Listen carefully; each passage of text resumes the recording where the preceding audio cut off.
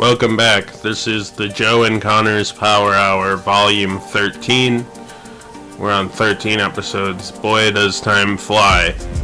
We've revived this series last week. We did it for a while, like a year ago. But anyways, one thing we have yet to cover is the Marvel Cinematic Universe. Agreed. And it's something that Joe focuses on a lot on his channel. I talk about Marvel sometimes. I usually watch the new movies and talk about them in my drunk views, or have made some videos on those in the past. But with the upcoming announcement, or with the upcoming release, I should say, of Deadpool 3, the new trailer for Captain America, Jonathan Majors getting fired as Kang, and so on and so on. I think the future of the MCU seems kind of interesting, so that is a future we're going to discuss today. So Joe,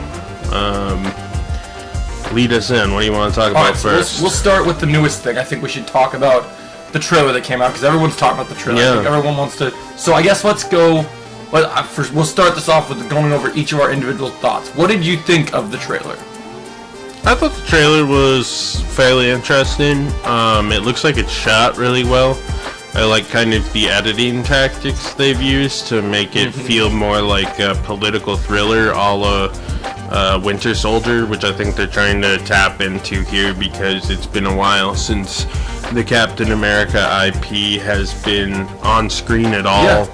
Since it's been about 5 or 6 years since Endgame now, and we also haven't seen a Captain America movie since 2016 with Civil War, so this is kind of the soft reboot with Sam Wilson or Anthony Mackie as Captain America, and that kid they introduced as the Falcon, and they're screwing around trying to prove themselves as the new Captain America Falcon duo that audiences had got to know. With that said, I am not too sure how I feel about Harrison Ford as Thunderbolt Ross. Like, they recasted, which is fine, but they kind of picked a major actor to step in a role that was definitely one I think works better for character actors. But I mean, I always love Harrison Ford, so we'll see what happens. And kind of the tease for Red Hulk is kind of interesting, and I'm almost surprised Disney's held off this long. So I'm moderately excited for it. It doesn't look like dog shit from the first trailer. Granted, it's a pretty short little trailer, and I know it's by a bunch of the people who did Falcon and the Winter Soldier, which I was pretty mixed on. Yeah, so, but apparently, even though it's by the Falcon and the Winter Soldier people, they went in because they want this movie to be successful. This movie has gone through a lot of reshoots and a lot of changes. This is why it took so long to get to where it is. So I don't know if you know the background of like what's been going on, but like at one point this was just like a Hulk movie, and Captain America was like kind of like a side character in his own movie. And then at one point there's gonna have She-Hulk and Hulk's son and Hulk and like now granted, I do think that because we do see, as we go into certain details in the trailer, I do know for a fact that Hulk is gonna be in this movie. Like because you wouldn't do Red Hulk and just put Red Hulk up against Captain America. You'll see Hulk. I don't know how good old Ruffalo's hiding all this all of a sudden, because he's just terrible at keeping secrets. They probably put him in one of those cells from the trailer. I mean, they got to include him, or at least tease Red Hulk versus Hulk matchup eventually. Well, from what I heard, they did. So the villains of this movie completely changed. So I don't know if you know, but from the get-go, there's one character in this movie that's used in a different way than they're originally supposed to be used. There's a character in one of the hallways, kind of a minor S.H.I.E.L.D. supporting character. There's a character in this movie that's called Diamondback. And Diamondback was in Luke Cage and was going to be brought into the MCU in bigger light in here. But originally, just like they originally planned to do a Civil War before they announced Civil War was going to be Civil War, it was originally going to be Serpent Society. And they were going to do Serpent Society in this movie, so they cast a bunch of WWE wrestlers and like a whole bunch of stuff they're going to do to make the Serpent Society look badass and cool. And then they decided, oh, okay, we're not going to do that anymore. And so apparently they changed their plan, they had their vision, and apparently they changed the entire final fight of this movie. Because the final fight in this movie, unless they change it enough that it becomes less obvious, I've heard the final fight is in the White House in this movie. Right. So it's supposed to be, when you see so some people thought, oh, they're going to blow up the White House because of the trailer. But what you're seeing in the trailer when the White House is kind of exploding, that's Red Hulk breaking his way through the White House. It's gonna be Cap and whoever. I think that this trailer is very vague considering what this movie is actually gonna be. Right. So this movie, the trailer gives me kind of like a White House Down meets Equalizer vibe from the political thriller kind of like vibe they're going for, and then which I think is great. I also heard that, I don't know if this is true still, but apparently Kevin Feige, because of all the nonsense that's been going on with the Marvel movies lately, he jumped onto this movie to write it. Like normally he'll just like people behind the scenes. He jumped on, called the Russo brothers, had the Russo brothers come in. That's why it looks so much like kind of that Civil War feel. It's not from this director from The Falcon and the Winter Soldier. They begged for help because they were in trouble. This movie was having some of the similar problems with Blade, but you gotta make Captain America work. Yep. Especially since he's the first big like replacement hero they're trying to push. They kind of teetered him in with that Falcon and the Winter Soldier show, but for the most part, like you gotta get people on board with Mackie as the new Captain America. You might be able to have Chris Evans like cameo or show up as a multiverse or fucking who cares? He'll go back in time. But I think Anthony Mackie is probably gonna get his own kind of trilogy going. Yeah, it makes the memes pretty great now about how Tom Holland and Anthony Mackie had beef. You don't even have any movies. I'm like, I got a movie now, bro. What you talking about? Yeah, I think honestly, like, we'll be seeing Captain America 7 before we see Spider-Man 4 at the rate Sony and Marvel are going. Honestly, that's probably true. So I think, like, as Captain America is one of my most favorite characters in Marvel, this for me, I've seen a lot of backlash for Sam, and honestly, if any of you guys read the comics, I know you like to pick on Marvel for like using its diversity and whatever, but what you need to remember is there are certain characters that that Marvel's forced diversity on people.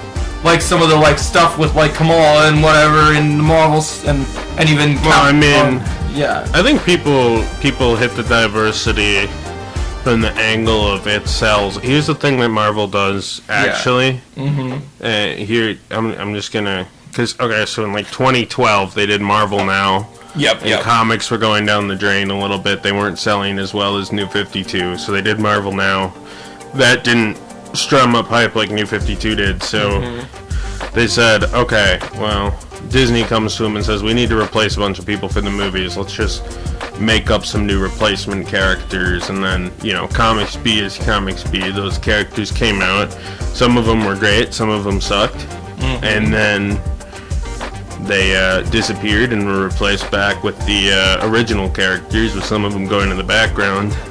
So you got like Captain Marvel replacing Miss Marvel, which was an obvious ploy to make her more marketable, since Captain Marvel had been in the background for so long that he wasn't marketable. You had Jane Foster as Thor, which actually worked out. Her and Miles were kind of the first two to do it because they kind of had legitimate story reasons. Like, they wanted to kill off Peter in Ultimate Spider-Man to try to save the Ultimate Spider-Man comic because sales were starting to hurt, and it worked, and Miles became a big marketable character. Jane Foster's Thor had probably the best run out of all of the replacement heroes because it was still done by Jason Aaron, who was just killing it as... and then you had Sam Wilson as Captain America, which was... I think that was done because they saw how much money they made doing it with Thor and Spider-Man, because the thing was mainstream media will capture it too. Right. They don't care. I mean, it'll sell 1 million issues and everything will be reverted in a year. That's how comics work. I think normal Steve Rogers will come back, and Sam Wilson will go away, or they'll both be around. Well, when we talk about kind of what happens next over these next couple of movies, I think Sam is definitely going to be around for a while, but I do think that they are eventually going to revert back to a new Steve Rogers. Because one thing that we're going to talk about in the later half of this podcast is that the new plan for the MCU is that all the characters that have been in this thing that really sucked in the new last two phases of Marvel. Right. So their strategy is to go back to basics, and so their plan is, hey, we have the even though we have new characters, the new characters aren't making a universe worthy. They're not making it work. So, like, you know, in DC, well, DC's starting to find their foundation. They have to establish their pillars. They can have any new character they want, but they have to have a Superman, a Wonder Woman, and a Batman, because they need their pillar heroes. And so with Marvel, they decided, because the actors wanted to move on to other things, whatever. Too much money. Yeah, they decided to throw their pillars aside. And so if you look at the universe as like almost like a statue, right? It can't stand without its pillars. And so I think as much as we are glad those actors get to go and do other projects, we haven't seen success from them leaving that universe. So they're clearly, I mean, except for Robert Downey Jr. because he did get that that supporting actor award in Oppenheimer. Right. I mean, everybody's moving on to try to find new things. I think they found that they're ready to come back. The problem is everything needed to be a little symbiotic because you become a huge star from Marvel, but you're super typecasted. Everyone knows Chris Evans. This Captain America. I mean, at this point, it's trivia. Anything he did before that. Oh, he was in Scott Pilgrim. Oh, that's kind of weird. Yep. He was in The Losers, which was a DC property. Oh, that's kind of weird. He was Human Torch. He was blah, blah, blah. That's all trivial. He's now famous for being Captain America. Robert Downey Jr., 20-year career before Iron Man. That's all trivial. He's Iron Man now. Yeah, even though he's played Sherlock Holmes, everyone's always going to remember him for Iron Man because it's the big thing. And I think that's the thing. So I think that like with this, they keep saying they're doing this reboot. I actually have a video that addresses this in full detail that's dropping later today that you guys will have to check out. Where I go over the topics of so like we're talking about Deadpool and Wolverine. Nobody signs up for Marvel like, you know, when they announced the idea of Deadpool and Wolverine. I think a lot of us are like, oh, Ryan Reynolds got Hugh Jackman to come back for a Deadpool movie. That's great. And in the past, if this was still the Fox days, Hugh Jackman could sign up for Deadpool 3 and just be done with it. Like, he could get one movie and then he's walking away. Right. But now that Deadpool and Wolverine is in the MCU, that's no longer an option. So if you sign on for one movie, you're stuck for maybe 3. Well, I don't know how true that is, though, because we had Andrew Garfield and Tobey Maguire. But there's an exception to those rules. Those people are still owned by Sony, though. So that's the difference to that rule. Fox is owned by Disney now. But I mean, they want the money from bringing back Wolverine. Right. So I mean, Hugh Jackman has the cards. He names his price. Yep. He says how many movies he wants to do, and at that point, Disney can take it or leave it. Well, apparently but the movies are going to make way more money than it was originally going to because you have.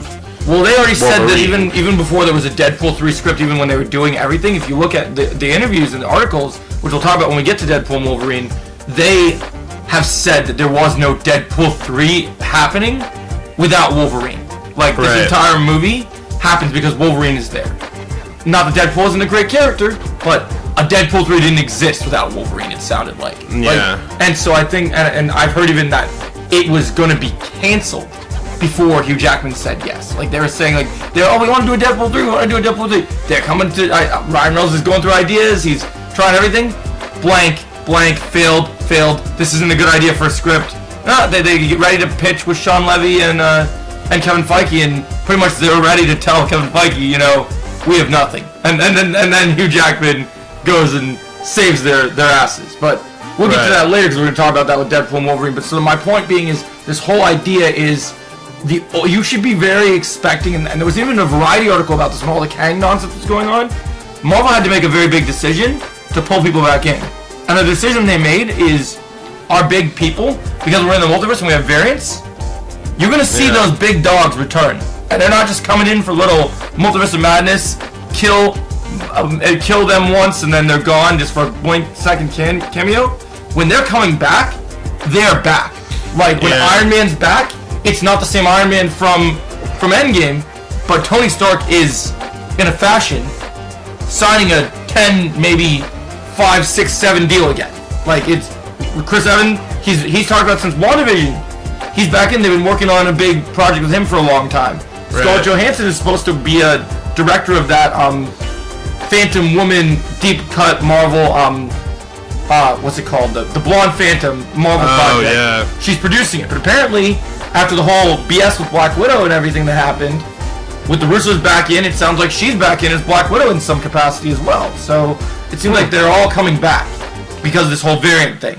And some of them Yeah. will stay longer than the others, but I think the big two are going to. I think the danger is relying on the multiverse too much. I think that's a bag of worms they open that they are going to have a hard time closing, because I heard the rumor is Spider-Man 4, they're trying to do Mr. Negative and take it back a bit. Do some smaller projects. The problem is if you say, okay, this isn't the Iron Man that died, but it's still Robert Downey Jr., he just comes from another world. You or I can suspend our disbelief and understand that as people who look into this stuff more or read the comics, but a general audience member is gonna be like, "What the fuck is that?" Well, yeah, and it's gonna lead to bad sales. And I've been it's gonna saying confuse this, the fuck out of people. I've been saying this since the beginning, and this is what I think DC is doing really well. That in their new universe that Marvel should catch up to and start to think about is Kevin Feige in Phase 4 and ticket sales shows. Okay, it's no longer a lot of these movies. General audience, they used to sell tickets. Mm-hmm. If you look at the Guardians of the Galaxy with Volume 3, you look at weeks after everything happened, it wasn't casual fans that got that movie to do well and go off the ground. It took weeks to do it because of all the damage from previous Phase 4 movies. Yep. But the reason they succeeded is because comic book fans wanted to see that movie, and they heard word of mouth, and they heard it was good. And so the thing that needs to be said Guardians, I think Guardians also has the advantage of you have James Gunn, a bunch of actors people like. What Marvel has not understood, and it was how would they? Because during like Endgame, they could Kevin Feige could press his ass cheeks against an IMAX camera and rip ass for 3 minutes, and then end it with the fucking Red Hulk end credit scene, and it'd make $1 billion.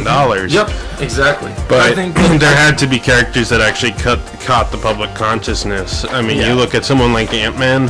Ant-Man came right after Age of Ultron, so it was popular, and then Ant-Man 2 came between Infinity War and Endgame. Like, how could it fail? And then Ant-Man 3 comes out and it makes no money because no one fucking cares about the character. And it's the same thing with Captain Marvel. I think the movie came between Endgame and Infinity War. No way it'll fail. And then number 2 comes out and nobody gives a fuck, and nobody knows who these other 2 characters are because no one's watching the Disney Plus shows. And I think that's the thing that they ruined and they struggled, that they didn't understand, is that with this whole situation that they're in, they need to realize, I've said this about Kevin Feige before, I enjoy his work. I think some of the stuff he did in the early stages was very good. But one of the things I feel he fails on is he started making Marvel, basically, you know those For Dummies books? Yeah. He made Marvel for the general audience specifically, and then he started leaning into the For Dummies. So when he's coming up with the multiverse, he had to come up with a multiverse guide to explain the step-by-step. He wanted people that never seen a Marvel movie. He had to spend two-thirds of that one Marvel movie that everything was established, basically being like Deadpool in those, like, in the beginning of his movie when he tries to explain everything that happened in the events. Oh, now you're all caught up. You didn't go see the previous movie, so look, now you're all caught up. And that was a mistake. Because while the general audience is there and they will help with ticket sales, it's the comic fans with these movies. The comic fan population it used to be one of those like Western things where like, oh, will the comic fans stuff decline?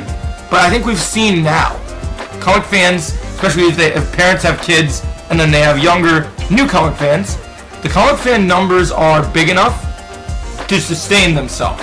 And I think that I think we're seeing that with DC right now. I don't know if that's true. I think there has to be a general audience to make $1 billion. There's no comic fans in China. I mean, there's very few comic fans in China that are picking up issues. Right. No, I know that the general audience is still important. I just think that overall, their focus of their movies, you need to be able to write the things that the general audience will understand, but you want to be able to still pan to the comic fans. I mean, it has to be smart. It has to be strategized. You know, the comic fans are an aspect and add a lot of word of mouth and free marketing and are most likely to see the movie 2-3 times rather than somebody going on date night with their girlfriend on a Friday night. And I think that's the problem with the general audience is that they get catered to so much, but they don't care all that much. They give a percentage, but we're leaning too heavily into them. But just on a base, you have to make pillar characters. They don't have any pillar characters. They got Spider-Man, which is half owned with Sony. No Way Home was successful because of that. They wrapped up Guardians, but they managed to make good, interesting characters. They can't make their new interesting characters because they can't find their footing. They're gonna have to, And fortunately, whether it doesn't make sense at all, they're out of options in terms of what they can do to bring people into this. I would argue things like the multiverse overly panned to comic book fans. No Way Home did it right. They should have left it at that and closed the multiverse bag of worms. The fact that they opened it, Secret Wars is going to be such a clusterfuck. Who's that going to appeal to? Right. Like, think about it, because like you can add a million random characters as Easter eggs, but fans will be like, I don't know who any of these people are. I don't know who these Avengers people are because I haven't watched a movie since Infinity War and Endgame, and none of them are left because none of them are on contracts. Well, it seems like they're really She-Hulk will pop up with Miss Marvel and be punching out some fucking comic book character nobody ever heard of that wasn't established. I think they're planning. It's not gonna work. I think with Secret Wars, they really want Secret Wars to work, so they're really doing careful planning and really trying to make sure. Like, I heard that they're not gonna. I think they have to do careful planning now because they started out not. They've announced something they didn't have any idea what they were gonna do with. Well, so it seems like I think now they have to be very careful planning, and so like I think when you're looking at like the DNA, Marvel has made a lot of mistakes, but I do think that you can't save your universe with one movie. But I think you're going to use, I think like and we'll talk more about this when we get to Deadpool and Wolverine, I think they're going to start to build those pillars up with cornerstone projects. Yeah, I mean, I think in a way they can fix it with one movie. The thing about like Secret Wars and Avengers 5 before it, you want to make sure that make or break. You want to make sure that with a standalone movie though, that you start to earn credit back before you get to the big scale movies. Avengers 5 is like 2 years away. Well, so they're going to we don't have a title. So from what we understand, they're moving those movies because they need more time. So they're going to announce at Comic-Con a bunch of projects, which we have in the later half of our segment. Let's go back to talk about Captain America so we can jump into Deadpool and Wolverine, then jump back. We'll jump back to these topics. We want to make sure we stay. So with Captain America 4. So I personally, after I have had the hardest time with this movie, because this movie has constantly, as a Marvel fan, and people forget that I've been a Star Wars fan for a long time. I've been a DC fan for a long time. I've been a fan of a lot of different things all my life. I've been a Marvel fan for a very long time. And I have felt through Phase 4 and even a lot of Phase 5 that I was being personally targeted with my interests and characters that I loved we talk about Star Wars as being destroyed by these different creatives in our last podcast. Marvel has been doing that too. And so that, and not only that, and so people talk about the whole idea of comic book movie fatigue, right? I know who the creator that's fucking all the Marvel movies up. It's Kevin Feige himself. That's true. That's also true. It's not because here's the thing. He stopped hiring actual creatives because he's like, I can manipulate this thing because of his ego. So he's like, I'm just gonna stop. And you start seeing this. The first time we really saw this is when he fired Edgar Wright and replaced him with very safe brain rot Peyton Reed. Yeah, agreed. The director of Jim Carrey's soft romantic comedy Yes Man as his most successful movie before Ant-Man. Yeah. And they fired the guy who is a world-renowned filmmaker because he didn't want to do Kevin Feige's stupid fucking ideas. Well, the problem is he's going after, like, with his projects, he'd go, because of the Marvel mandate and the formula they need, they go after the wrong people for their projects, and then they say, okay, you can work with us in a collaborative. They're going after him. They're going after the safest people. Yeah. But even when they go after, like, say they go for the really hard people, right? So, like, you say, like, Edgar Wright.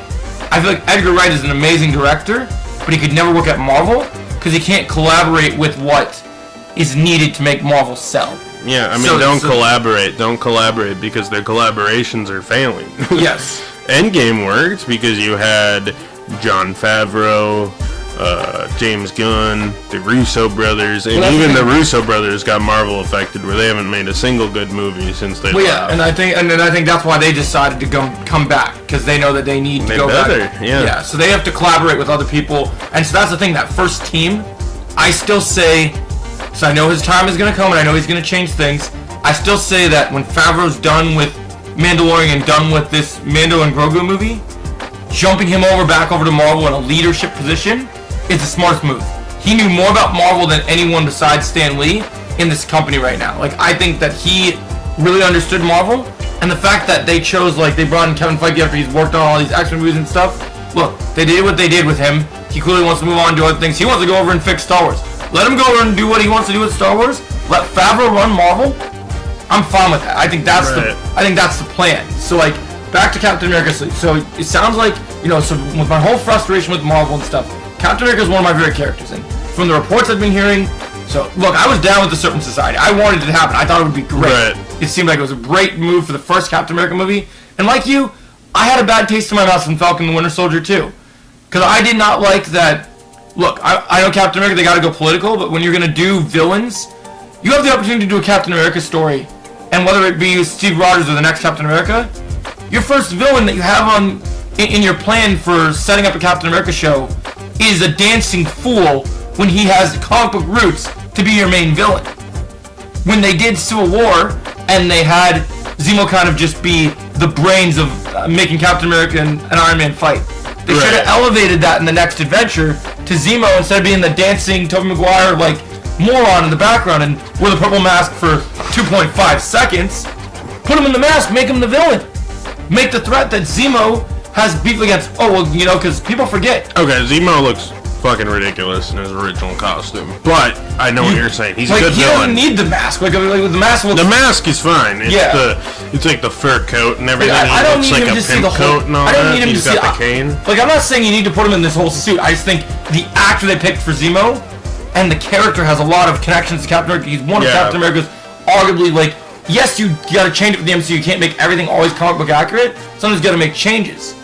I'm fine with him, with the actor wielding a sword and just standing in the room, like kind of just being threatening and posing. I mean, I think the problem with the Captain America or Falcon and the Winter TV show was it was just, I mean, it didn't know what it was trying to do. Well, then the villains they tried to use was like, well, then the villains that they used were just these weird, like, political, like, threat, like, oh look, we're the Flag Smashers. Like, they basically used kids that were like stirred wrong into like a whole thing. And then I think they had a good idea with the whole Captain America impersonator, like the whole USA John Walker thing. yeah. I think the USA thing is perfect. I think it's great. I think it sold what it needed to do, and I hope that they do better with it in Thunderbolts. Hopefully, but I got, like, when we get later into the podcast, I got some thoughts on Thunderbolts. I think Thunderbolts is going to be like Marvel's going to get hits, but they're not going to get out of this situation without licking their wounds a little bit. They're going to be hurting still. Because in Find That Footing, you can't have everything be sunshine and rainbows right away. And I think that what we're going to get hits like, hopefully Deadpool, Wolverine, hopefully Captain America 4, hopefully all these things, we're going to get some losses too. We're going to get some bad losses. And I think that... I don't why is everyone mad about Thunderbolts? It looks fine. We'll get to that. I have some issues with that I've heard about. I'm sure it'll suck. I mean, most of the stuff sucks, but I haven't seen anything to... Well, I feel like we're excited about particularly. Well, they basically want to make Marvel Suicide Squad, but they've like picked the worst roster you could ever imagine. Yeah, I don't know why it's Black Widow clone, like 3 Captain America clones. And Yep. It's a bad roster. It's weird. And if you're gonna do Thunderbolts in the comics, Zemo's a Thunderbolt. So once again, another reason why Zemo would have been, that could have been a movie that they could have made him stand out. And they keep underestimating what they could do with their original Marvel. This is what Marvel's problem is. Okay, I understand that they want to do new characters and they want to do new stories, but you need to look, just like Disney with Star Wars, which they keep missing out on, you need to follow your source material. You have books that show this character was a villain, they're a great villain. You cast a big actor to tell a good story, you bring them in. Like, for crying out loud, I love Civil War, but what they did to Frank Grillo as Crossbones, who is one of the characters that killed Captain America in one of the greatest Captain America stories of like all time, and you just beginning act of Civil War just take him out just after he's built up his crossbones. They just waste that character. Thank God he's got a much more meaningful role at DC where he's gonna go throw down with looks like Peacemaker, Superman, and the whole shebang. He's even in Superman. Like James Gunn's like, oh, I see potential in this dude. I'm gonna make Rick Flagg's dad come into everything, and it's like good for him because he's a good actor that deserves that stuff. And I feel like that's really hard with these actors signing up. They keep disrespecting them. I'm never, one of my biggest, we want to talk about like missed opportunities and big problems. I'll still never forgive Marvel for misusing Scott Adkins in the first Doctor Strange movie. Oh yeah. Because dude, I'm all down with the magic and stuff, but you know how many characters you had that Scott Adkins could have played that would have been actually awesome in Marvel that they squandered? Like, dude, if you want to make Scott Adkins, if you want to make a really good Scott Adkins character, I've picked this for many years, and hopefully DC will do this, because I think DC, this is the prime role for him. I think Marvel's big movies when they did Black Widow, like they did the crappy female Taskmaster, right? If you want to make a really good, awesome Taskmaster like he's in the comics and some of the video games, Scott Adkins is the ideal choice to be a cool Taskmaster, because with his whole abilities of like copying everyone's moves, with his like martial arts skills, imagine we get to an Avengers movie and Taskmaster's the threat, and he's over there fighting like Black Panther or whoever other characters are there, and they're doing their moves, and he's just like, look at me, I can kick the shit out of you, I can do this. Like, that would have been sick. Like, and hopefully DC remedies that by making Scott Adkins their new Deathstroke, because I think that's something I've talked about quite a bit. That I think over at DC that's a move they should make, because I think he's perfect for it, and I think he could do it. That'd be cool. And so I think back to we're talking Captain America 4. So I feel like Marvel's made a lot of sins. There's been a lot of mistakes. This movie has put me on edge a lot because, first of all, I forget what the title was originally, but I think it was New World Order originally. Yeah. And so like they changed this title. I still think, and hopefully the movie will sway me, but I still don't like Captain America: Brave New World. It doesn't sound like a title that makes me want to go see it, right? Like before the trailer's out, you just put on paper, right? Captain America 4, Captain America: Brave New World. Does that make you want to go see it? My thinking is, they're trying. I think it's Revenge of the Jedi, Return of the Jedi. Yeah, that makes sense. Where they said New World Order. What our audience is gonna think of that? They're gonna think, Thunderbolt Ross is gonna start being like Super Hitler or fucking Captain America. Is he taking over the world? I think the idea of Brave New World is like, I think they were trying to edge it into from a marketing perspective into like a hopeful note, like oh, we got a new Captain America, and he's. I kind of like the New World Order, because the idea of like we're getting a new Captain America, and part of the greatest thing about Captain America that they did in the MCU in the previous movies was establishing how someone who's existed since 1943 has to exist in a world where all his friends are dead, and now in the modern world, how does Captain America thrive with who the government is today? How? Because he used to, stomp a grenade for everyone in any society. Now this is a modern day Captain America, someone who has existed in this world for a long time. How does his ideals, how does his beliefs fit in with this new world?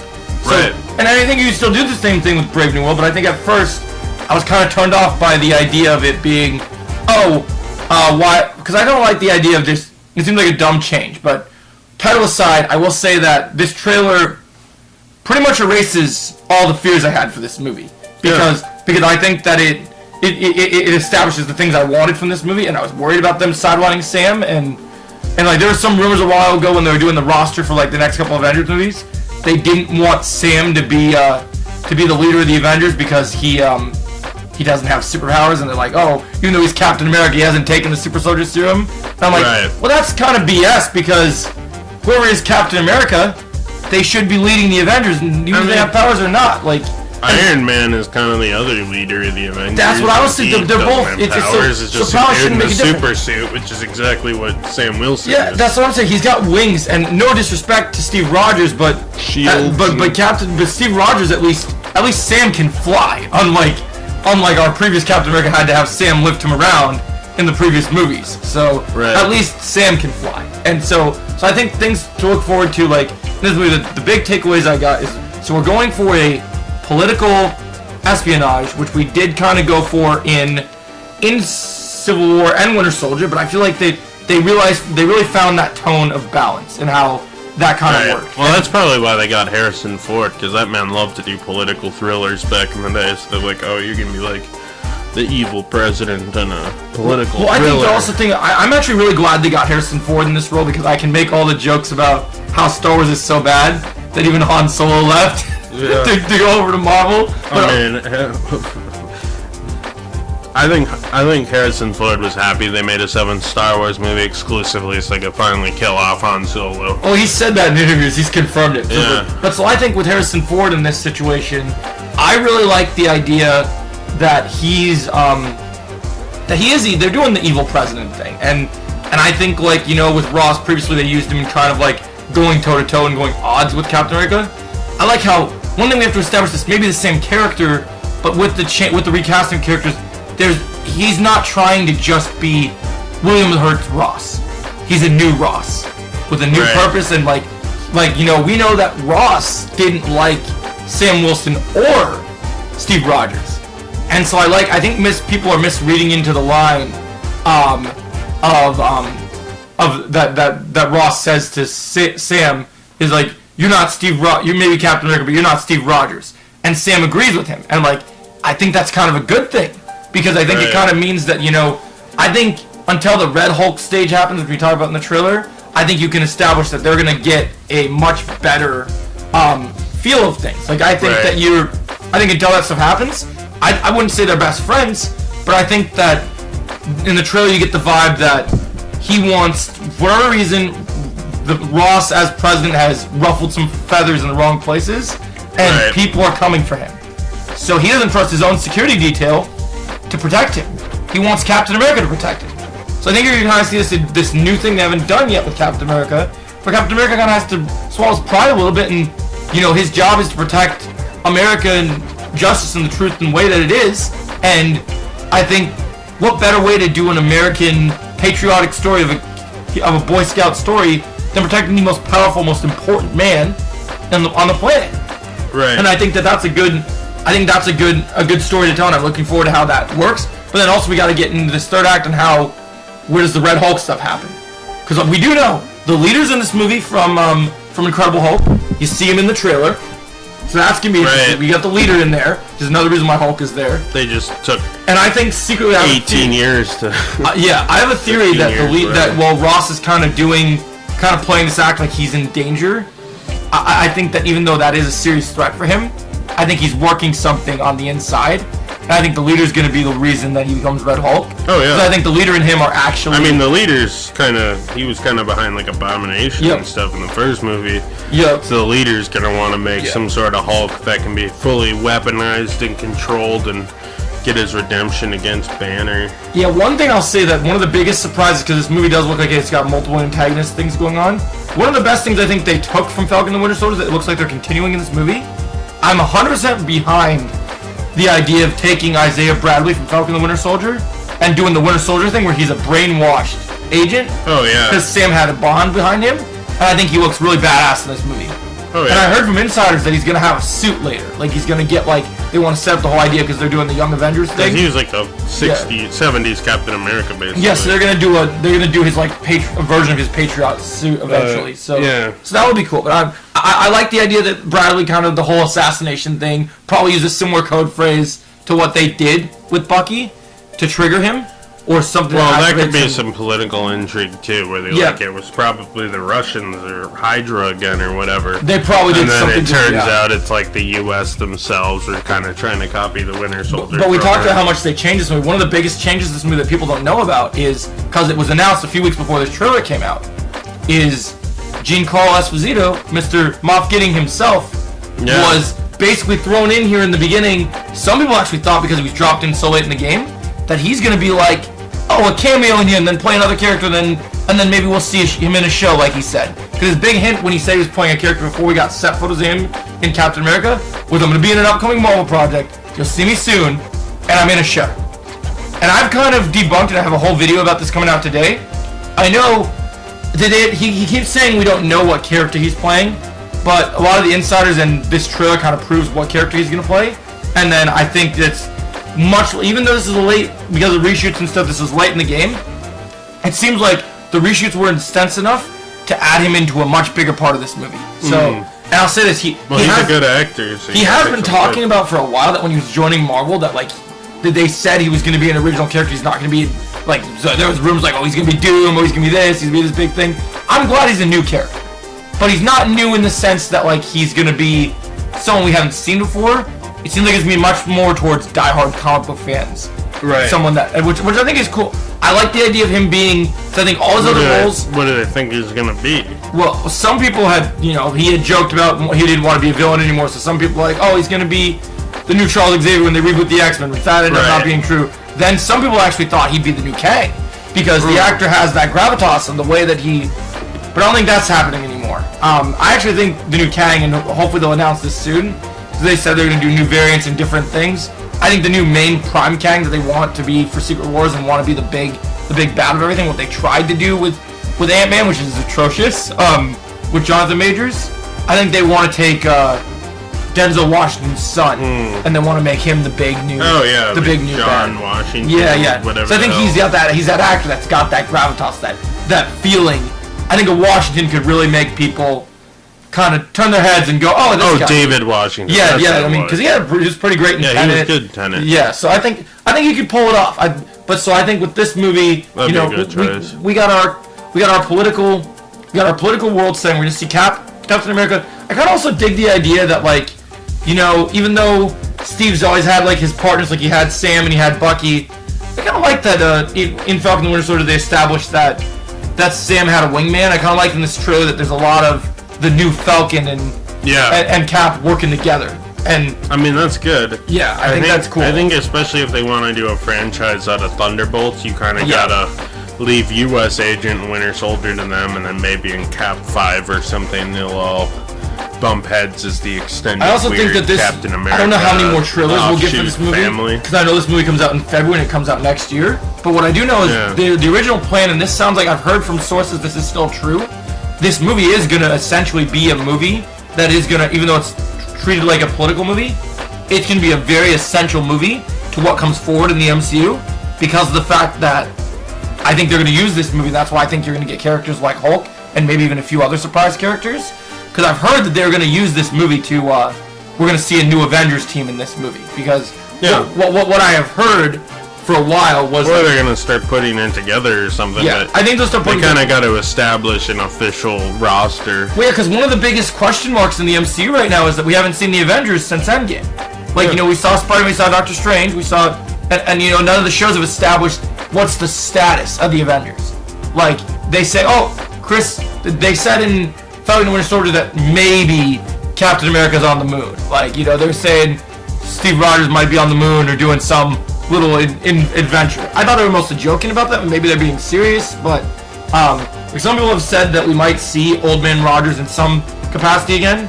Because unlike Tony, like, they can put Chris Evans in that makeup anytime they want. As far as we know, Steve's not dead, unlike Tony was. So, right, no, he's just old as shit. Yeah, so they want to... I mean, I still think... I've joked about this for a while. They did that in the comics when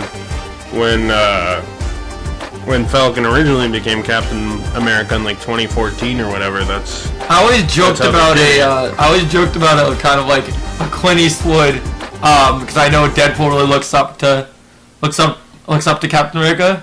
I love the idea of a Punisher, Deadpool, and old man Steve Rogers, kind of like Clint Eastwood type, like rated R, kind of camaraderie story would be pretty fun. Yeah. Just the idea of like, I kind of would love an old man Steve Rogers, maybe like a home invasion story where someone sneaks up on his property, kind of pulls the old man stunt and just straight up home invasion, like Clint Eastwood badass type. Yeah. Just like, I think that'd be fun. Like Chris Evans to play old man Steve, get off my lawn, just like kind of be crazy. But so I think we should transition over to Deadpool 3.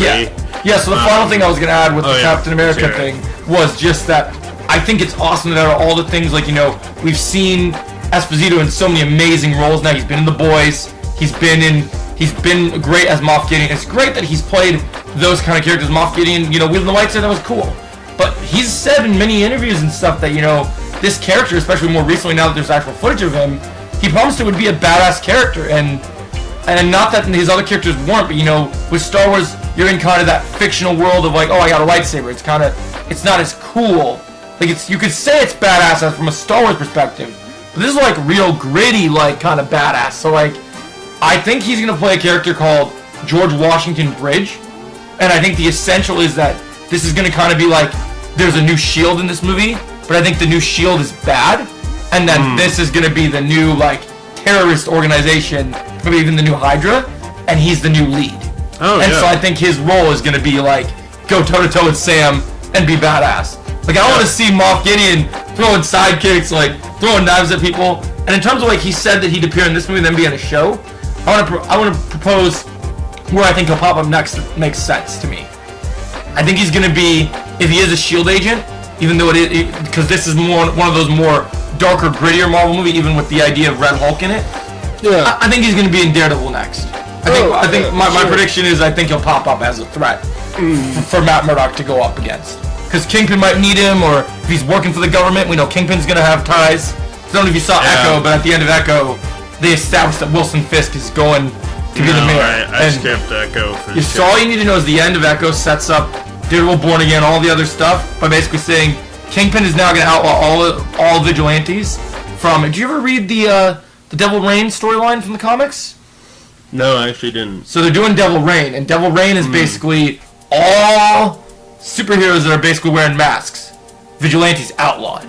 No, and yeah, so, I think I had some single issues and stuff. I was aware of it. I just haven't actually. And there's basically a thing where the set photos for Daredevil, they established that apparently in the set photos you can see there's a new squad of like vigilante anti-task force that are repping Punisher, and we know John Bernthal is going to be in the series of Daredevil Born Again. I don't think he's going to be happy about people. No.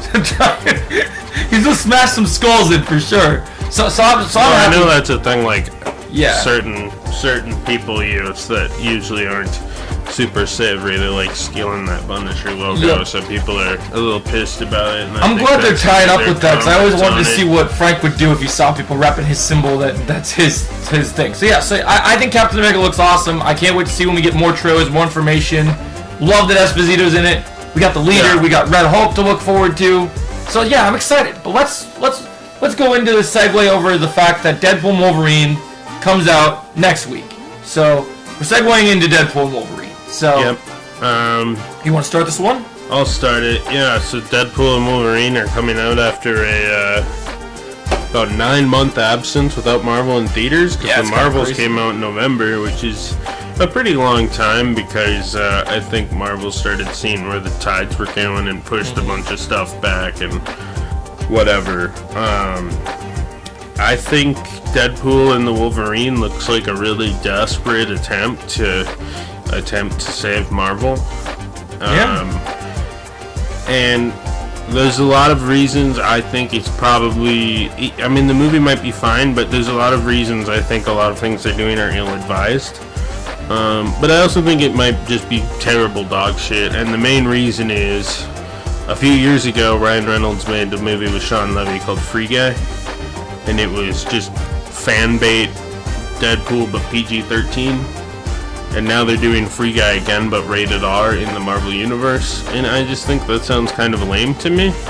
Also, bringing back Hugh Jackman, it's like, that's great, but how long can you stretch Hugh Jackman? You really think you're getting 10 years out of Hugh Jackman? I also think it's going to make even more unfavorable comparisons when they try to bring in Wolverine, who's the biggest X-Men character, and they need new big characters. So they're basically wasting Wolverine to make this one movie be successful. I think, honestly, Logan was such a good wrap-up for the character. Why not just leave it at that and try to make a new Wolverine? Because I know Hugh Jackman's going to sell a lot of tickets for the 1 or 2 appearances he does, but then fucking what are you going to do? Well, you don't got anybody. From what it sounds like that while we are bringing back some old favorites, I think they are going to start to bring in some of the heavy hitters into fruition, but I think they just got to wait to win the right moment. Like, there are some of the characters that if they develop them better, I think they could have more standing and could be great original characters that don't have a lot of, that other than diehard comic book fans, they don't know them as well. Like, I'm still hoping, like, you have that guy that did Shang-Chi, right? Dustin Daniel Cretton. Yeah. I know he backed off from Avengers. I hope he puts all his time and energy into making, not that Shang-Chi 1 was bad, but I want him to find a way to make the sequel even more memorable than the first movie. And one of the ways that I think he should do that is make the sequel tie-in. I think Marvel, look, we have Daredevil who's got the lawyer thing and he can kick ass and he's got the batons, right? But I want a character that Marvel should have, like, in the previous, maybe it's just me, but when you want a new cool character that's going to stand out, right? You have, Daredevil's great, but Daredevil doesn't have any powers other than his radar sense. Captain America's ability was that he could fight, but he was a physical peak human ability. With Shang-Chi, you have a rare opportunity here.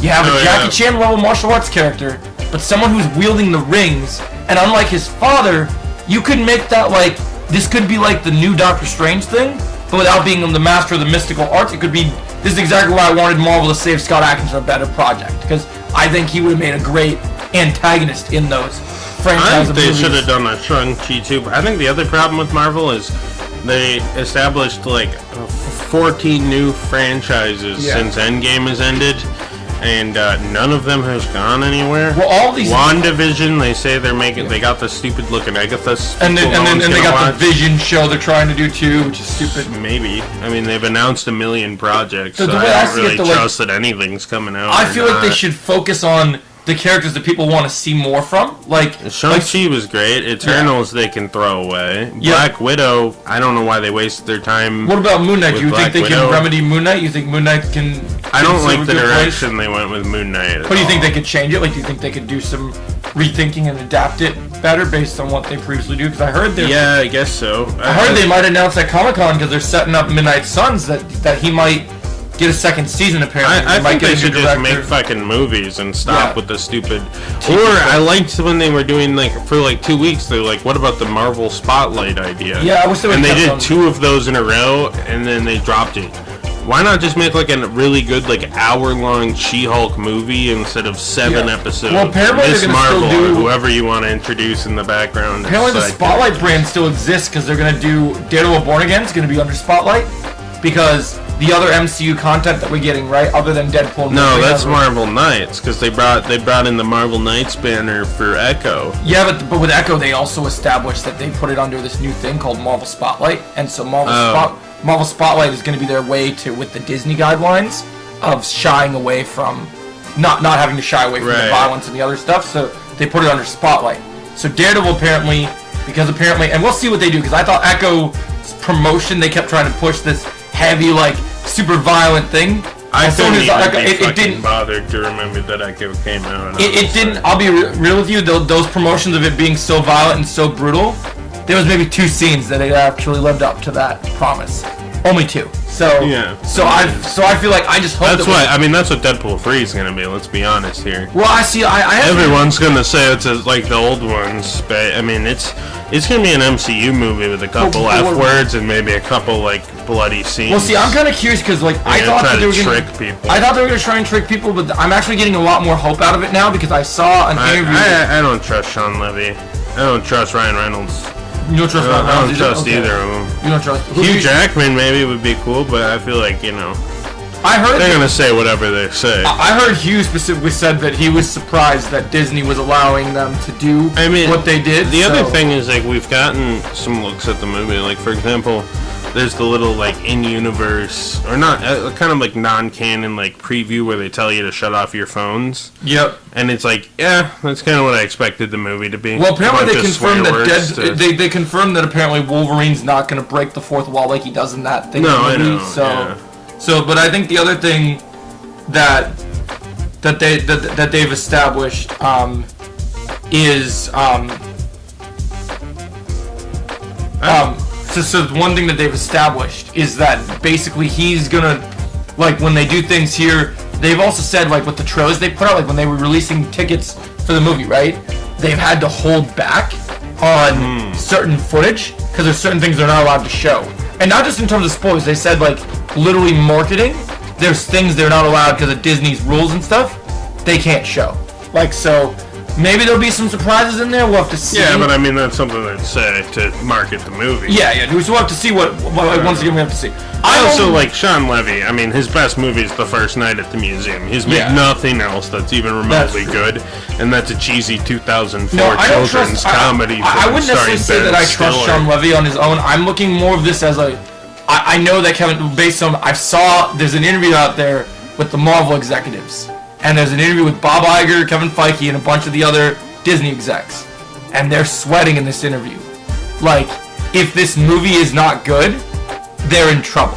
Oh, yeah. Because the amount of stuff that they have put I into mean, they it can't is- just will it to be good. You Yeah. know, you gotta actually try to make a good movie. They literally have said so many times that they tried so hard just to make a movie that Marvel fans would like because they said that they have been in such hot water that they know they need it to be good. So Yeah. they put all their research. Like, there's a lot of projects that you can tell that Kevin Feige doesn't even have any presence near the project. Where I heard both Captain America, both Captain America Brave New World, he had to be on set for it. He had to be in the writer's room, and with Deadpool and Wolverine, they had to come to him specifically, like Sean Levy had to bring all his ideas to him, had to tell him, then he had to, say this is gonna work or this isn't gonna work. Okay, we got to do this, right. and like that he's more involved now, and that could be a good thing or a bad thing. I think that's a bad thing. I mean, studio interference. You can't just one guy's not the genie of making good stuff. No, but I heard that they wanted this to be more of a collaborative experience, so I think that they got more people. I don't know how much.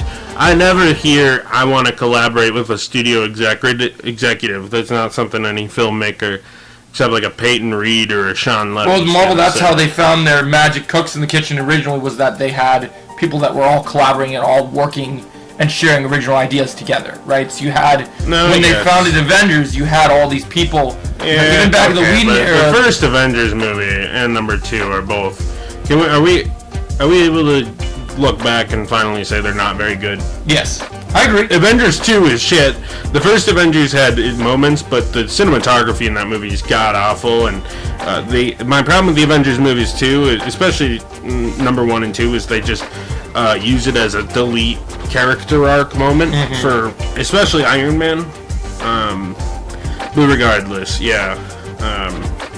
I mean, I just worry because nobody's perfect. The thing was, I think they went on a run with phases 2 and 3 where there were only a couple blemishes, and now they're at a point where it's more blemish than good, and I think that's just. I don't know how you save it without making better without. Well, my hope is that my hope is that they're going to use this movie as kind of a springboard, because what I've heard them say, one of the biggest things that I'm holding on to hope for, one of my biggest fear about this movie was, I'm very vocal of not liking Multiverse of Madness. Yeah. Now, one of my biggest issues was when they announced Deadpool and Wolverine. My biggest issue I have with this movie was that I saw all the cameos as being, hey, look who this is, and then they get killed. I think it is a very solid chance that is exactly what the cameos are in this movie. And I thought they were going to do that, but then I got this, as I've gotten more bigger in my YouTube popularity, I started talking to some higher up people, and I got some information about certain cameos, and some of those cameos we can even dive into here. I heard that there's certain people in this movie, there may be a few of those cameos that are like, oh, blink and you'll miss it, oh, they're dead, right? But there are specific people they put in the movie that one of the reasons they can't show certain parts of the movie is because certain characters that were announced by big, we'll say news outlets, like Deadline, right? They announced Jennifer Gardner's Elektra. She's in the movie, she's not in a single trailer, right? So, she's not a cameo. She's in the movie, considerably. But from what I heard was, they don't want to show her. Even though... Why would they dig up Jennifer Gardner's Elektra? Yeah, I have no idea. Because Kevin Feige is doing this weird thing where, you remember he worked with Fox back in the day? Yeah. And on the Marvel stuff? I think he produced Daredevil and Elektra. Yeah, so what they're doing is it's kind of him playing his greatest hits. He's pulling up the multiverse, because apparently this movie is going to balance, the people, since you're doing the multiverse, they have the whole 20th Century Fox logo thing in the void, right? So they're doing the whole thing where they're digging up the multiverse variants from the Fox stuff, we've heard Chris Evans was going to be in this movie, and there was one scene where, there's archived footage of him as Captain America, as Deadpool's kind of being shown things on the TVA, but apparently Chris Evans is in this movie twice, where he's not just as that archive. Human Torch comes back too. Oh. And so Human Torch, Channing Tatum finally gets to play Gambit, X-23 from Logan, but not the same version of Logan, right? Other variant, whatever they want to spin it on, even though Daphne Keane's pulling Andrew Garfield and keeps trying to say in interviews, I'm not in the movie. Oh, yeah. I don't believe her. And all these characters, even Wesley Snipes' Blade, they're supposed to be in the movie enough that they're a significant enough, basically they're supporting characters in this movie. They're going to be supporting characters. They're not going to be cameos. They're going to be... I guess if they, do it right, where they're oh, these are a group of misfits. Well, from what it sounds like they're doing is, so you have this new villain, right? They have the whole... From the Deep Comics, they have the whole Charles Xavier sister villain, right? Oh, sure. So what they have established is, because they're not going to be able to do Kang for a long time, they have to start establishing if we're going to do the multiverse. The multiverse is massive. So there's other multiverse villains out there. No one wants... Marvel was never a multiverse company until Spider-Verse happened. Yep. And that fucked it up. Yep, DC knew how to do the multiverse. DC was the grand, godly multiverse. and Marvel was the interpersonal story. Well, that's the one thing I have- Spider-Man swings by the Fantastic Four's window. Well, that's the one and I problem I think have. that's something that Kevin Feige and Disney doesn't understand, is that the multiverse is fucking stupid and macro and annoying. And I mean, at least DC kind of wants to do stuff, but you only have a crisis every once in a while. Then you got normal stuff. The problem is, you keep throwing multiverse movies out there, and no one fucking cares. No one's cared about the multiverse. The only time they cared is when Tobey Maguire and Andrew Garfield showed up. Sure, people care about Hugh Jackman, but we don't need multiverse villains. Let's stop with the multiverse. I think it's stupid as fuck. Yeah, in my opinion. I mean, I feel like that with the multiverse, they're just gonna kind of expand. That there's other worlds out there that they're gonna use. I do agree that I feel like they stole this whole multiverse thing from DC, and I feel that they're trying to. Well, Marvel has always had better success than DC has in the past. They're trying to basically remedy their whole multiverse vision thing. But I think that they've gone about this in the wrong way, and I hope that the way that they do this is one of the things that Endgame and Infinity War did really well is you can do servable fan service without making it feel like it's forced or like that. Right. So I just hope that with these cameos and these character appearances that they use these characters in ways that fit the story. So one of the things I heard about the movie is that, you know how you see, did you see the trailer thing they put out where Sabretooth shows up from the old 2000s X-Men movie? Oh yeah. So we know that Cassandra Nova has these thugs are like other X-Men villains from the past, other universes, and it's not just me X-Men villains. Apparently, it's gonna be other universes, but we know you got the old Pyro back and all these other characters. Now, what I'm hoping is there's a scene in the trailer where, with all the background like music playing and stuff, and Deadpool and Wolverine look like they're tearing up a group of villains. There's things that, just like in the Spider-Man No Way Home trailers, that clever editing is being used to hide. Like, you know, someone took a paintbrush over it and they hit it. But even the best editors that I've noticed aren't able to beat my trained eye. I've been doing hundreds of trailer breakdowns, other things. I already think, and I've been meaning to do a video on it for a long time, I already think you can see Elektra in the trailer. They think that they're being good about hiding it, but there's one thing that they mess up unless Deadpool's using more than just swords and guns that makes me think we've already seen Elektra. Because that scene when you see all of them brawling at the Ant-Man skull that's like their base, right? Yeah. You see swords and you see Wolverine's claws. Blink and you'll miss it second. But you can see Size slicing something up. And I'm like, yep, I'm pretty sure that's Elektra. Now Deadpool has used other weapons in video games and comics before. Like, it's not out of the question that he could use Size alongside swords. But there's another thing I noticed, that in the frame when you're seeing all of them fight, there's a figure in the scene that is wearing red clothes that doesn't look like the weapons are linked to Deadpool wearing them. So well, it's probably gonna be like Ladypool or something like that. She doesn't use Size as much either. But though you know, the Ladypool thing's interesting because so many people have theorized about who's gonna play her. I think it's easily, knowing Ryan Reynolds, it's easily going to be his wife. It's easily going to be Blake Lively. Oh, yeah. Because he likes to do things. There's all these bogus rumors of the this movie. audience cheer. There's so many nonsense things. Oh, it's going to be Taylor Swift because Taylor Swift's good friend. How long is this movie supposed to be? It sounds like there's like 200 characters. I have no grip on what type of plot you're supposed to make. And the runtime is let me ask honestly. Yeah. Who in the fucking right mind likes the Elektra movie? Like, why does anyone want Jennifer Garner back? She's not even like, who gives a fuck about Jennifer Garner? She's Ben Affleck's ex-wife. I mean, since the early 2000s, she did some good stuff, but like, I don't understand why anybody would care about Jennifer Garner coming back.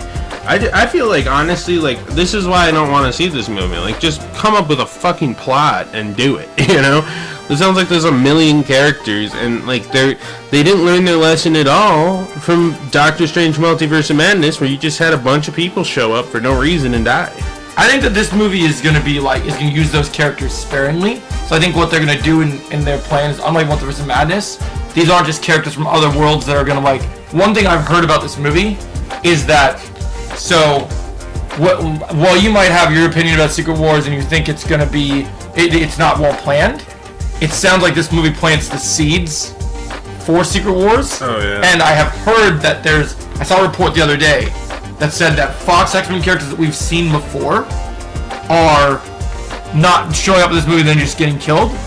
They're going to be in other movies. They should just get killed, because here's the thing. They need to make a new X-Men if they want to save the MCU. But they can't make a new X-Men right now. The Fantastic Four is all they got. Why can't they make a new X-Men? Well, I heard that they got to wait a little longer because that deal they made to get Fox back, that apparently to make a new universe of X-Men movies, that deal still has to be like properly marinated in order for them to do it. And like doing a whole new team, it's really hard for them because they shouldn't be burning the X-Men right away.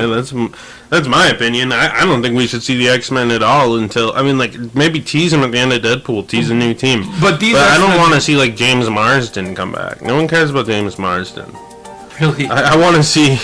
I'm fine with Hugh Jackman coming back for a movie, I guess. I would prefer he didn't. I'd prefer they just did a new Wolverine and made him iconic. Like, it feels like they're trying to leech everything out of the old movies that they had nothing to do with. Well, people are saying that they did James Marsden's Cyclops dirty and, like, how they killed him in the first shoot. And so some people are saying they want to, like, remedy that with this. And, like, even though there's no evidence of him being in this movie other than a few minor set photos I've heard popping around, yeah, I've heard that he might actually end up leading into another couple of movies just because. But I think there's other things that we got to talk about. One of the things that I think is an issue with this movie that speed. If all this is true, I think Marvel is fucked. Well, I don't think like we don't know the context of it yet. Like from what I know, like the storyline of the overall movie, which is kind of weird, is that apparently in Deadpool's life, he's kind of at a low point. He's basically selling cars because he's like, him and Vanessa broke up for whatever reason, even though he just brought her back because of time travel. Why would you, after you save someone's life, why would you break up with someone? That just seems kind of weird. And then apparently that he's like at his workplace, he hasn't been Deadpool anymore. He's just walking around with a wig, selling cars and being weird. And then apparently he has his like big party, even Vanessa's there as a friend, and then apparently the TVA snatch him up, and then they're like, we need you, and the first thing they need him to do is that there's this big multiversal threat looming over everything, and so it's so big, and it threatens the entire world there for its existence, and it sounds like they're tying in events from Deadpool 2, that's basically, it's kind of Deadpool's fault that this multiversal threat is happening, because remember when he went back in time and saved Vanessa, also killed Ryan Reynolds by destroying him before he makes Green Lantern, and then goes and interacts with his old variant of himself from X-Men Origins Wolverine, and kills him. That has ramifications for timelines. We've seen timeline movies countless times. What the TVA does is keep tabs on that shit. And so what Deadpool did has huge ramifications. And so what it sounds like is he gets roped back in being Deadpool again because the TVA needs him. And they're basically stating that there's a massive multiverse villain, and there's a massive multiverse plan, and the only person that can lead or like plan for this multiverse, because I think what they want to do is, with these new Avengers movies, the next two that are coming out, they want to have a new leader that hasn't led the Avengers, that isn't, because we don't have Steve Rogers, we don't have Cap, right? They want new leaders, and we're showing new heroes leading the team.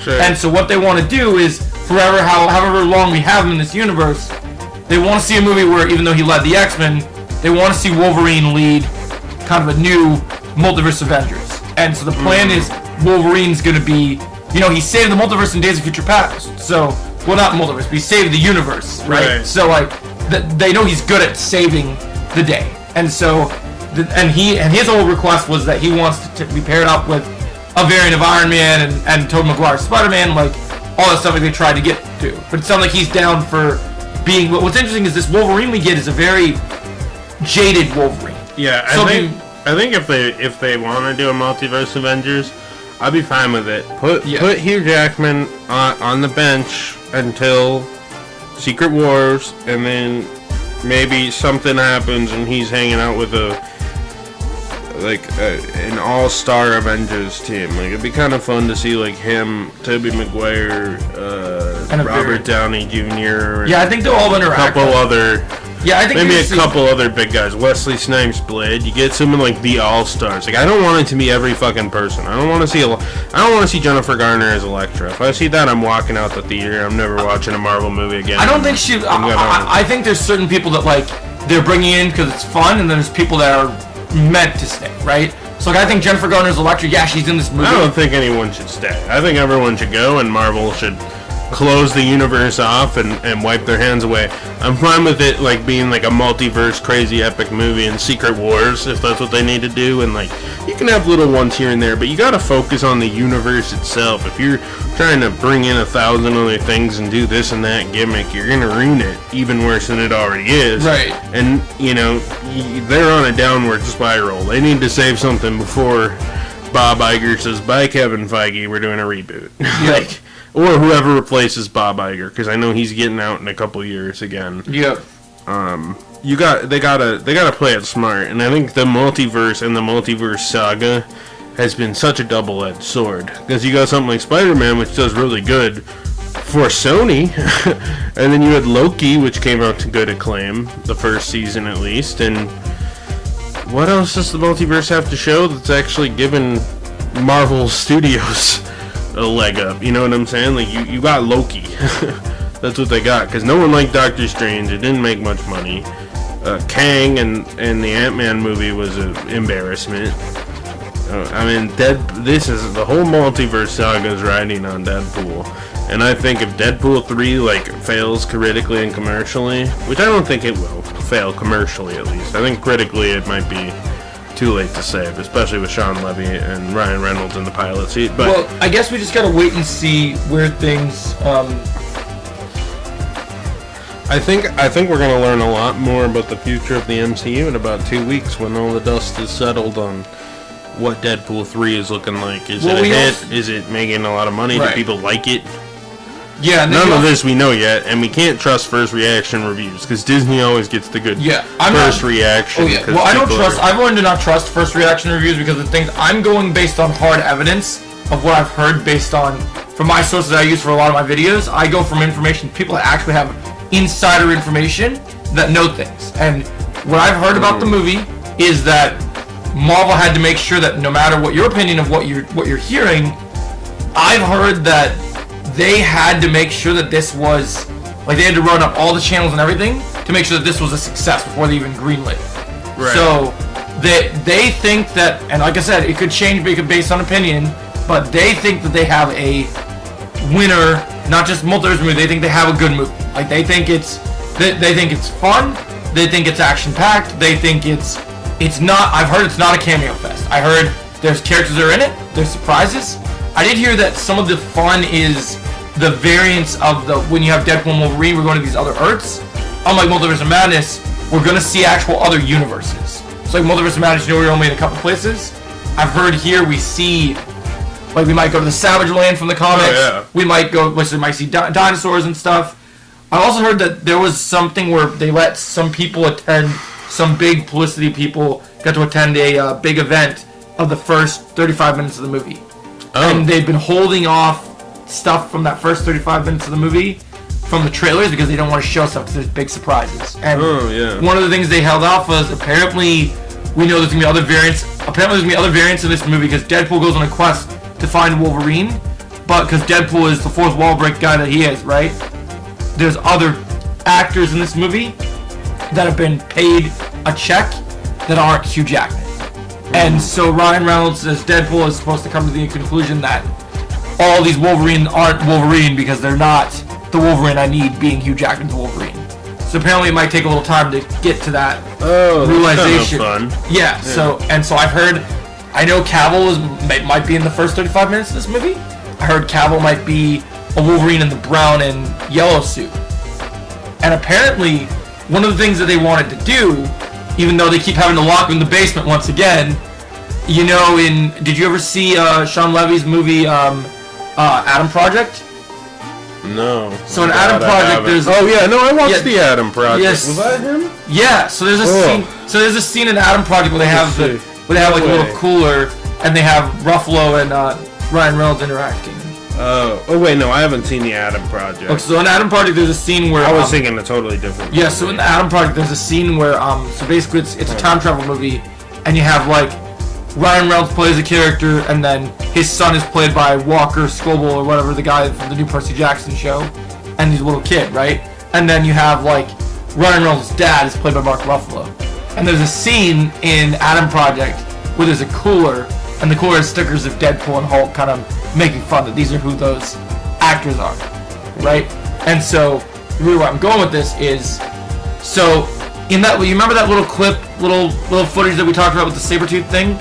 Yeah. In the scene, you see, I think that they're editing the dialogue with that scene, because the scene where Deadpool and Wolverine had just fought, all Deadpool's weapons are in Wolverine's body, and he pulls them out, and he says, "Oh no, you gotta look your best.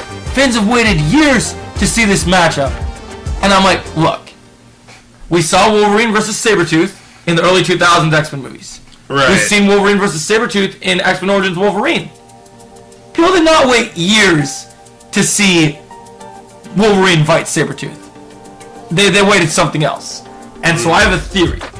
And so my theory is, from what I've heard from the information, the people that leaked out the first 35 minutes, apparently we see Cavill fight Ruffalo. Oh. Because they've done the whole Hulk versus, people want the Hulk versus Wolverine thing more than anything. I'm frankly surprised that this movie isn't going to give us Jackman versus him, because Jackman's the one that really wants that.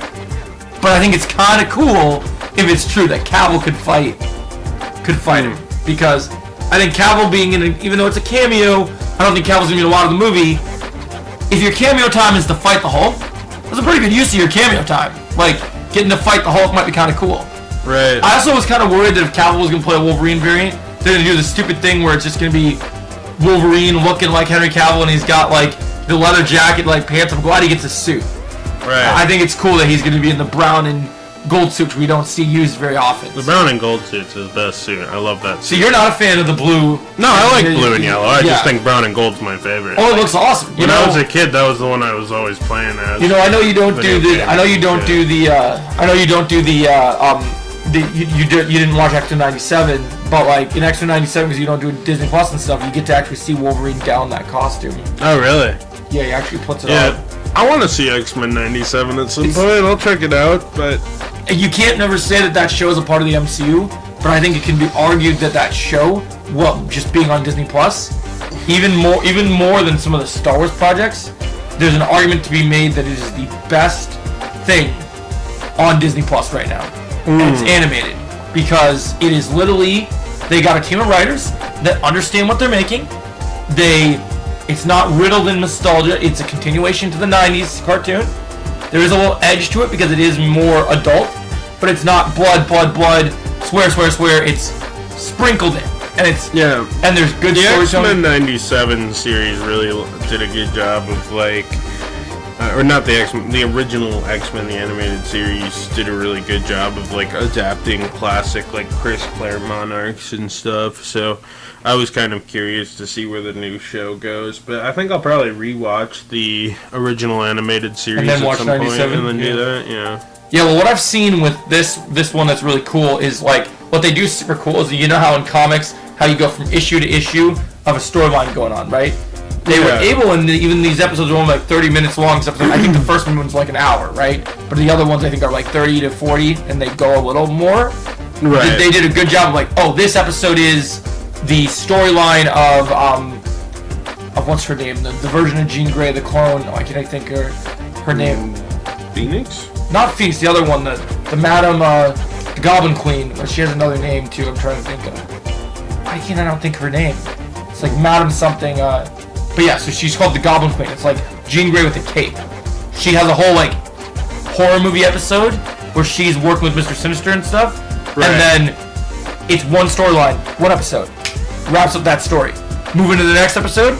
Oh, now we're dealing with Mr. Sinister? Okay, cool. Okay, now here's Bastion. He's a villain for most of the season. But we got other little mini things going on.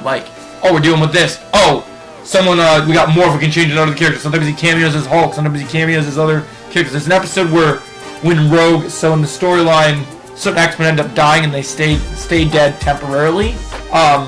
Right. So Rogue ends up dealing with the fact that Gambit is no longer with her, and so she goes on this revenge quest.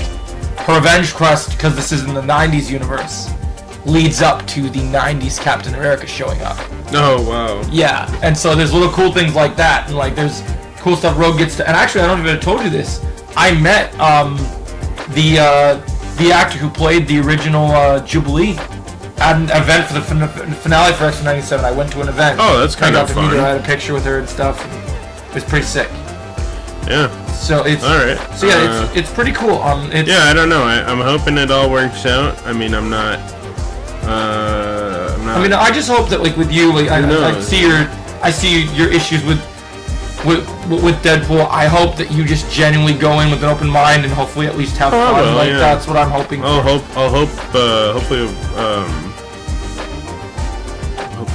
hopefully I do. I mean, I just want a good story. I want to have fun. I'm looking forward to, in terms of like characters that are popping up that I want to see. I'm looking forward to the fact that Wesley Snipes' Blade is in a, whether it's Disney, even though it's Disney and even though it's like could be limited rated R, whatever they decide to do with it. I just want to see, because it's been a while since we've seen him. I want to see if Wesley Snipes, because a lot of people forget this. You have a lot of these actors in these movies that like they do choreography and they're like, and they will practice to be a badass. Right. Wesley Snipes, before playing Blade, is a champion in like Shotokan karate. Oh yeah. I want to see Wesley Snipes in this movie. Whoever the villains are, like whether it's mutant people or whoever he's fighting, if you have him in this movie, I don't care who he's teaming up with. I just want to see him just kicking ass. Like I want to see Wesley Snipes throwing crazy kicks and doing what Wesley Snipes does. Oh yeah. Because that isn't him doing choreography. That's all him. That's he's a legend. Like so, like whatever the choreography system is, I want to see the legend just like they got to do choreography to make Jennifer Gardner look good. They do choreography to make any of those other people look good. But Wesley Snipes, that's all him. I want to see Snipes just kicking fools, and maybe there'll be a Morbius joke in there, like, you know, I got a vampire to hunt in the Sony universe. I think that'd be funny. It'd be funny if they went there like, yeah, this Morbius movie's pretty bad, and then maybe Deadpool's having a conversation with like, oh, you got a vampire you need me to take care of? like that'd be pretty funny. Them to reference Morbius. I think we should.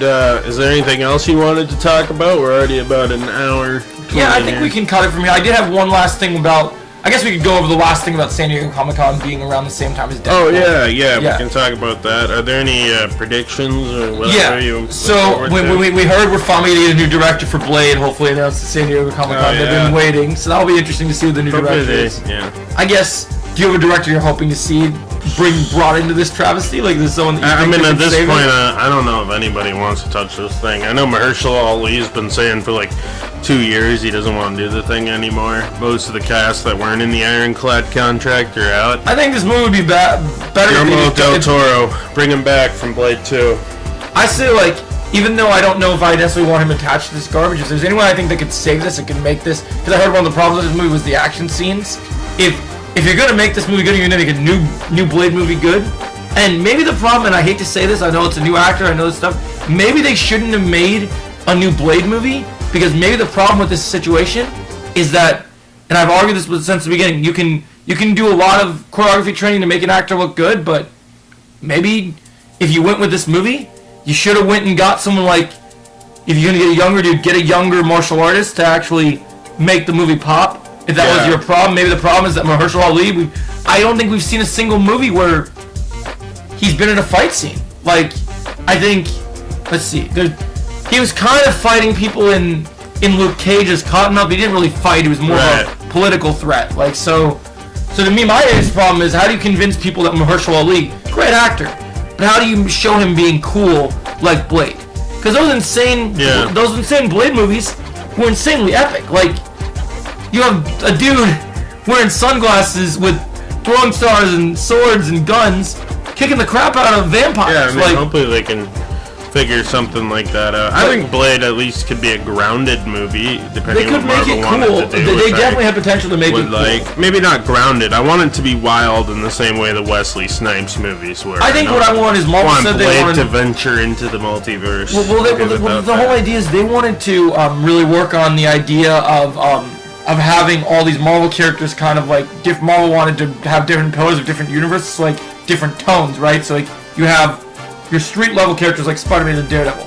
Then you have your cosmic characters like the Guardians. Then you got like your Avengers, which is kind of like in the middle of everything, kind of the world-ending threat stuff. Right. Then you got with Doctor Strange and like some of the stuff like Werewolf by Night. They wanted to dive into more of the supernatural, and yeah, they definitely jumped the gun on Werewolf by Night. I like that special, but you could tell they were trying to establish this universe, and then Blade kept getting pushed back. I mean, in fairness, when that special came out, Blade should have been well into cooking because they fucking put Mahershala Ali in a voice cameo at the end of Eternals.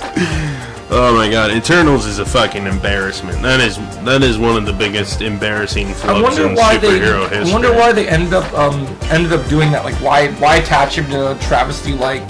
For publicity, but then it's like, oops, you know. Now we've established this Blade guy in a movie that no one watched. Yeah. I don't even think like Eternals was the worst Marvel movie of all time. It was just one of the stupidest, most cocky gambles ever, where you have like these 10 uninteresting characters that they're not even going to bother to establish fighting nameless monsters. It looks like something straight out of the mind of Zack Snyder or something. It was pretty lame. But anyways, yeah. So I think that when you is there any like movie announcements or anything? Yeah, so I think that do you think it's going to be more of a show? Do you think we're going to get new announcements, or do you think it's going to be more like, here's where we're at with the 5,000 things we've already announced? I think it will be. I think they're actually going to announce some new stuff, because I think that when you go, Marvel hasn't been to San Diego Comic-Con in a while, and they need to do something to, because as much as there are definitely people excited about Deadpool and Wolverine, there are definitely excited, like, you know, I still think they gotta announce the new Kang stuff soon, especially with those movies on the rise. But I'm sure they're gonna get delayed, pushed back a little bit, but they still should establish. One of my biggest problems with Marvel right now is we don't have villains. Right. And so there's 3 things they can announce that I think could actually raise excitement and get people a general direction of where the MCU is going. They need a new Powerhouse movie, which is a new. They can't just have. Look, I'm excited we're getting a new Captain America movie. I'm excited we're getting a new Deadpool and Wolverine movie. But Marvel isn't excelling unless they're making event films. What if they just brought in the Power Pack? They cancel everything and they restart the universe starring the Power Pack and the Dazzler. That'd be crazy. The Dazzler and the Power Pack are the only 2 characters we get. Maybe we could get like something like Excalibur. I just don't know if that will bring in what people want, or like what's gonna help. They need something big that's gonna make a splash. So I think personally, if you're gonna announce something, even if the movie's a few years away, whatever the process of it is, I think you either announce, because we know Fantastic Four is coming out fairly decently soon. They're gonna start filming it soon. They said while they were filming it, they were gonna start to announce, even though he's gonna probably only cameo in it and probably even be the end credit scene stinger. I think they gotta reveal Doom soon.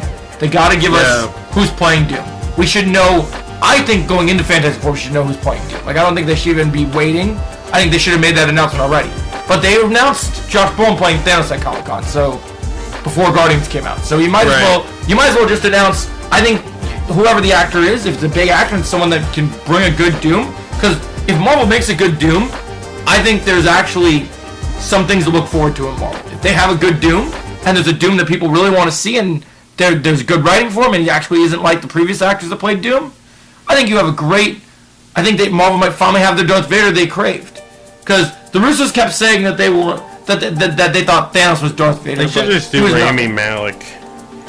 You think he'd be great as Doom? I like Rami Malek. I like him as an actor. I think he was pretty good in that James Bond movie he was in. Mm-hmm. So I could see him. I think it'd be great. But the other thing is, so you gotta announce Kang, gotta announce Doom, or the third option, event film. Something that you don't have to wait for Kang coming out. Something that's more focused on like a storyline with certain characters. It's more of a conflict focus, not necessarily some more like team up idea or versus Mortal Kombat style than like say, because we're gonna wait for Kang for a little bit, I think, and I think we'll wait for Doom for a little bit, even though we get Fantastic Four. So to me, the best thing you're gonna do is they've talked about it being rumored. Just announce something like an X-Men and Avengers collab project, and then maybe establish like what's the roster for the X-Men, what's the roster for the Avengers. Make it interesting, make it exciting, and kind of build on that. I think that would be something that people right now, the X-Men are outselling Avengers. So You bring out a project that's going to highlight the X-Men over Avengers. You know what they should? People would like that. You know what I think they should do? That probably would be a practical lead-in to Avengers, the duology they planned. Squeeze an Avengers movie in between, just called The New Avengers, and establish the new main Avengers team, and pick the roster for it. Maybe announce the roster. Well, I think what they could do is I think an Avengers movie before Avengers 5 and Secret Wars, because they're waiting for a long time. I think the Avengers and X-Men thing is a good idea because you're going to get all three of these. I imagine Secret Wars, one of the best things about Secret Wars in the comics, and hopefully Marvel takes note, does Secret Wars like they should from the best comic versions of Secret Wars, which is that they should take multiple teams of heroes and put them together. You have the conflicts and the interactions. You have your Fantastic Four. But that's kind of what they're gonna do with Secret Wars. Like, why would they?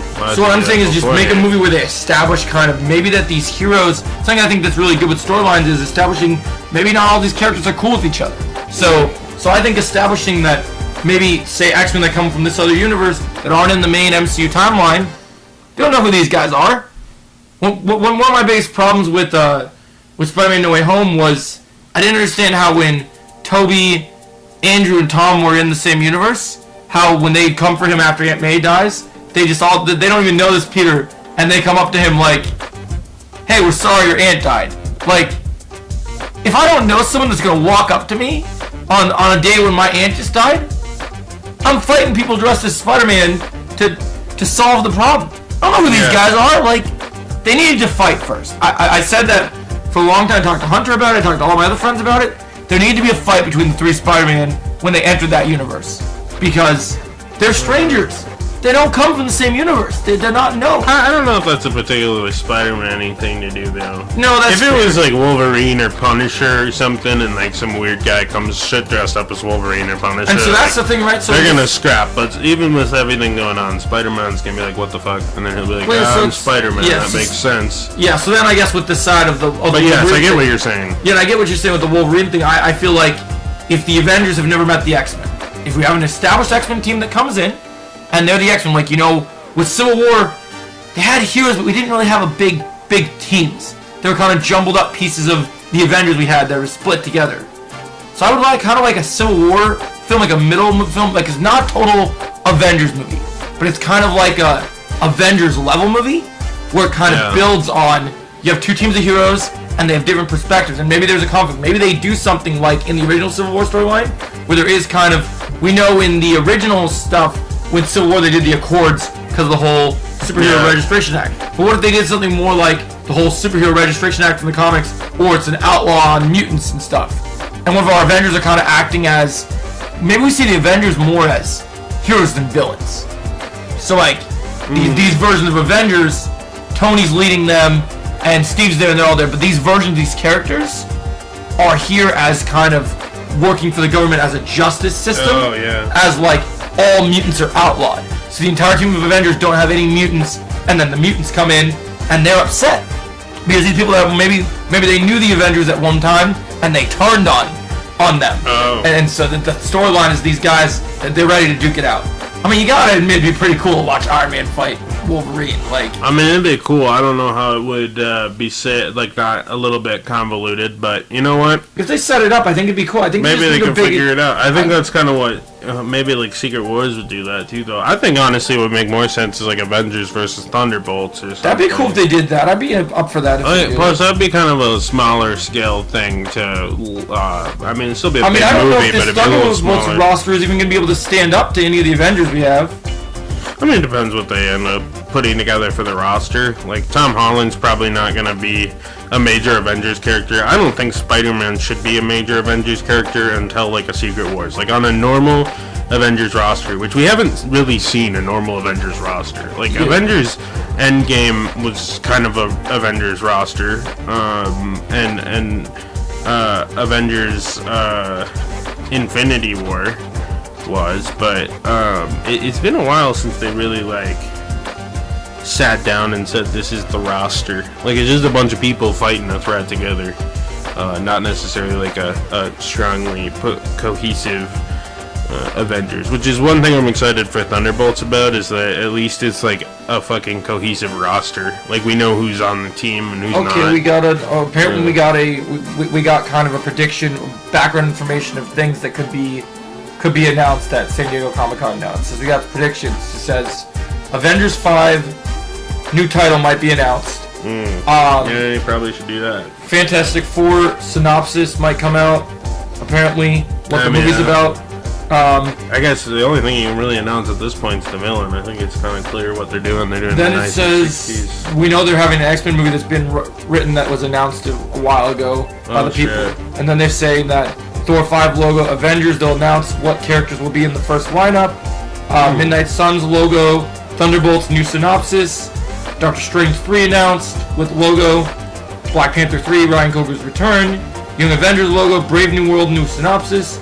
Scarlet Witch directors, apparently they're doing a Scarlet Witch movie. I don't know why they're doing a Scarlet Witch movie, but who knows? Yeah, I don't know how much I believe all that. That'd be a lot of new fish, unless they're like, we're just canceling everything we announced. These are just like things that will. This would probably be a more better slate than what they have. Yeah, this is just structured like options. These are not like. Oh, these are like things that could. Yeah, this isn't going by any information. This is just what they're predicting. Maybe could be announced based on what we know. Okay. So yeah, I think that's pretty interesting. We'll have to wait and see. Yeah, I mean, I'm curious to see what they do. I'm hoping they have some good stuff and whatever. But yeah, I guess that was the Power Hour Volume 13. We'll catch you guys next time. What's our next topic? I don't think we thought about that yet. I think we decided next time we're gonna do Bruce Lee next. Oh yeah, we'll do Bruce Lee next. We'll talk Bruce Lee. I'll watch through the movies. Yeah, we're gonna watch through the movies. I'll watch through my Criterion box set. We'll get it going. Yeah, we'll watch through the movies and then we'll get back here. So just stay tuned. I might even have Connor come over to my place and have him watch some Warrior, because there's some good stuff with some Bruce Lee connections with Warrior. I think would be fun to talk about. Oh yeah, that'd be sick. Well, all of that'll be next week when we talk about Bruce Lee stuff. We'll see you guys next time. Oh, also subscribe to Joe at Jedi Joey. Yes, sir. On YouTube. Lots of stuff coming today. I'll link it below. Yeah, appreciate it.